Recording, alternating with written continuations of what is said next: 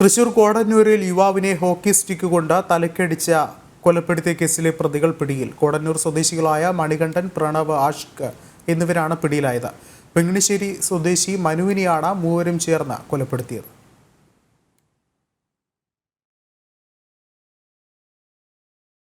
ഇന്നു പുലർച്ചെ 1 മണിയോടെ കോടന്നൂർ പെട്രോൾ പമ്പിന് സമീപം റോഡിൽ വെച്ചാണ് മനുവിനെ ഹോക്കി സ്റ്റിക്ക് കൊണ്ട് തലക്കടിച്ച് കൊലപ്പെടുത്തിയത്.